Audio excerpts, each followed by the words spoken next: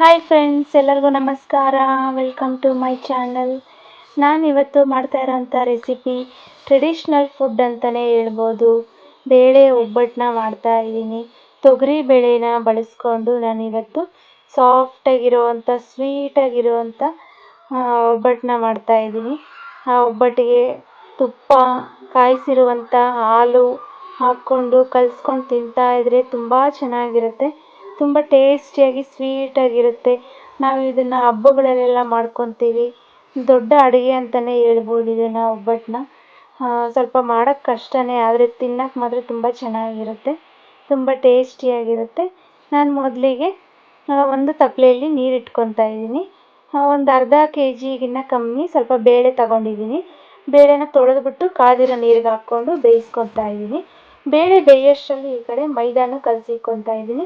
ಒಂದು ಅರ್ಧ ಕಪ್ ಆಗುವಷ್ಟು ಚಿರೋಟಿ ರವೆ, ಒಂದು ಪೂರ್ತಿ ಕಪ್ಪು ಮೈದಾ ಹಿಟ್ಟು, ಅದನ್ನು ಒಂದು ಚಿಟಿಕೆ ಅರಿಶಿನ ಹಾಕ್ಕೊಂಡು ಇಷ್ಟನ್ನು ಹಾಕ್ಕೊಂಡು ನಾನು ಚಪಾತಿ ಹಿಟ್ಟಿಗಿನ್ನ ಸ್ವಲ್ಪ ಮೃದುವಾಗಿ, ಚಪಾತಿ ಹಿಟ್ಟಷ್ಟು ಗಟ್ಟಿ ಇರಬಾರ್ದು, ಅದಕ್ಕಿಂತ ಸ್ವಲ್ಪ ಸಾಫ್ಟಾಗಿ ತೆಳುವಾಗಿ ಇರಬೇಕು ಹಿಟ್ಟು.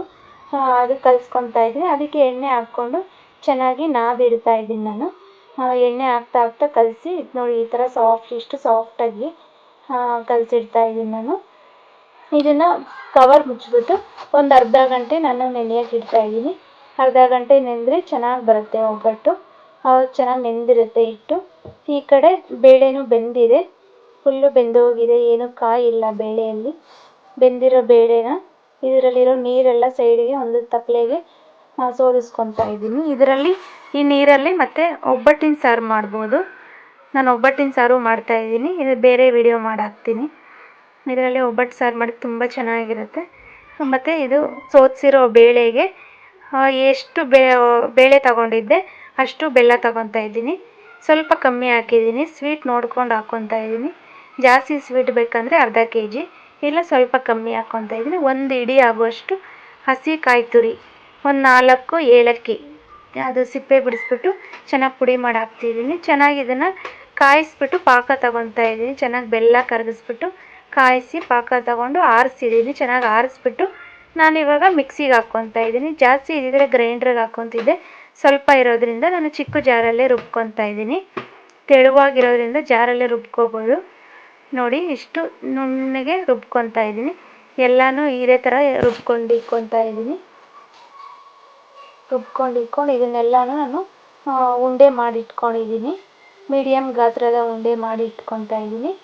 ಇದು ಆಮೇಲೆ ಮೈದಾನ, ಹೂರಣ ಎಷ್ಟು ತೊಗೊಂಡಿರ್ತೀವೋ ಅದರಲ್ಲಿ ಅರ್ಧ ಭಾಗದಷ್ಟು ನಾನು ಮೈದಾ ತಗೊಂಡು ಇದರಲ್ಲಿ ಒಬ್ಬಟ್ಟು ಮಾಡ್ಕೊತಾ ಇದ್ದೀನಿ.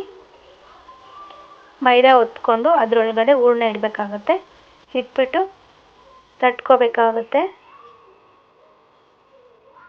ಆದಷ್ಟು ತೆಳುವಾಗಿ ತಟ್ಕೊಂಡ್ರೆ ತುಂಬ ಚೆನ್ನಾಗಿರುತ್ತೆ ಒಬ್ಬಟ್ಟು.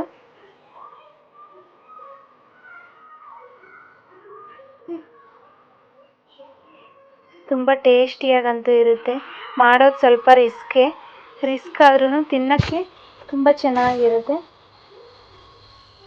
ನಾವು ಯುಗಾದಿ ಹಬ್ಬದಲ್ಲಿ, ಗೌರಿ ಹಬ್ಬ, ಎಲ್ಲ ಹಬ್ಬಕ್ಕೂ ನಾವು ಒಬ್ಬಟ್ಟನ್ನೇ ಮಾಡ್ಕೊತೀವಿ. ತುಂಬ ಚೆನ್ನಾಗಿರುತ್ತೆ ತಿನ್ನೋಕ್ಕೆ, ಟೇಸ್ಟಿಯಾಗಿರುತ್ತೆ, ಸ್ವೀಟಾಗಿರುತ್ತೆ. ತಟ್ಬಿಟ್ಟು ಹೆಂಚು ಕಾದಿರೋ ಹೆಂಚು ಮೇಲೆ ಹಾಕ್ತಾಯಿದ್ದೀನಿ. ಎಣ್ಣೆ ಕವರ್ ಇಲ್ಲ ಅಂದರೆ ಬಟರ್ ಪೇಪರು ತಗೋಬೋದು. ನಾನು ಇಲ್ಲಿ ಎಣ್ಣೆ ಕವರ್ನೇ ಬಳಸ್ಕೊಂಡಿದ್ದೀನಿ. ಎರಡೂ ಕಡೆ ಸುಟ್ಕೊಂಡ್ರೆ ಒಬ್ಬಟ್ಟು ರೆಡಿ ಆಗುತ್ತೆ.